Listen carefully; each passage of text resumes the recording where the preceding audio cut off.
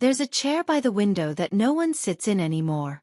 Not because it's uncomfortable. Not because it's broken.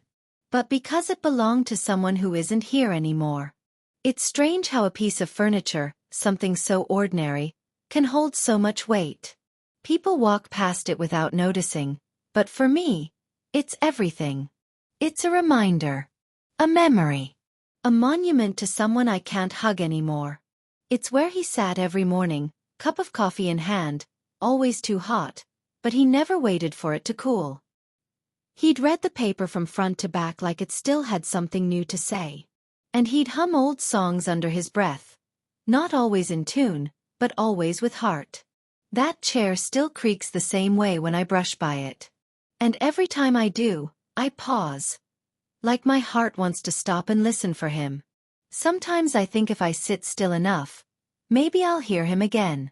He wasn't famous. He didn't write books or win awards. But he had this way of making you feel seen. He noticed the small things, the way I curled my hair when I was nervous, how I always left the light on in the hallway when I couldn't sleep. He didn't try to fix me. He just stayed.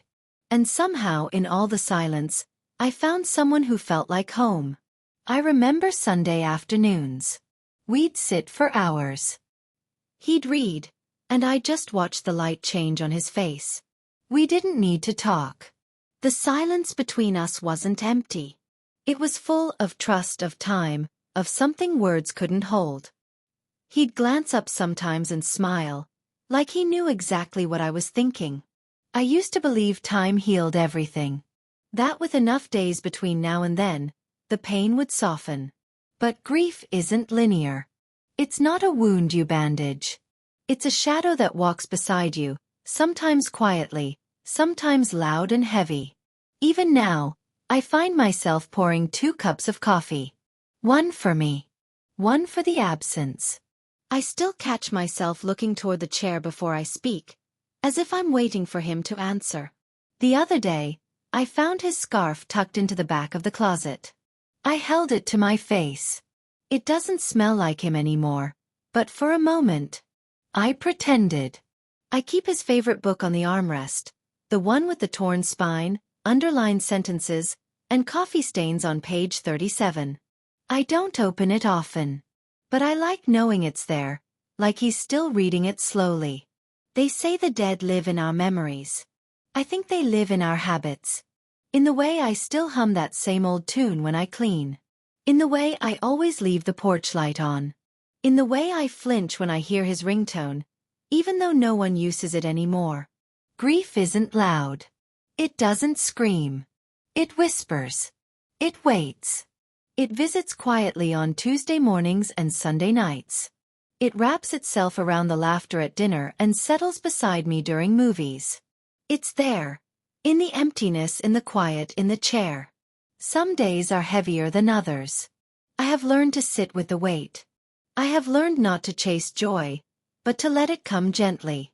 Some days, I laugh out loud, and it feels like betrayal. Other days, I cry over a song I've heard 1,000 times. There was a time I was angry. Not at him, but at the world. For taking him. For not warning me. For letting me love someone so deeply only to lose him. But anger fades. Love doesn't. I've tried to talk to people about him. Some listen. Others change the subject. Loss makes people uncomfortable. They don't know what to say. I get it. But I wish they'd just let me speak. Let me remember. Let me say his name without the air turning heavy. I started writing letters to him. I don't send them, of course. I just write. I tell him about my day. About the new bakery down the street. About how the neighbors painted their house a hideous shade of green. I write about missing him. About how the world feels different without his laugh in it. I've begun to understand what he meant when he said, "Time doesn't heal. It teaches you how to carry." Because that's what I do now. I carry him. In every step. In every breath. In every moment I wish I could share with him. His chair is still there. I've never moved it. I never will. It belongs to him. even if he never sits in it again. Sometimes I light a candle next to it, especially on the hard days. Not for any religious reason. Just because I like the way the flame flickers. It reminds me that something small can still shine in the dark. If you've ever lost someone, you know that grief doesn't look the same for everyone. It doesn't follow rules or timelines. It's messy. It's cruel. It's beautiful. It's the proof that love existed. I hope you have your own chair, or photograph, or scarf. Something you hold on to. Something that reminds you that what you had was real. Because even though they're gone, your love remains. And that is everything.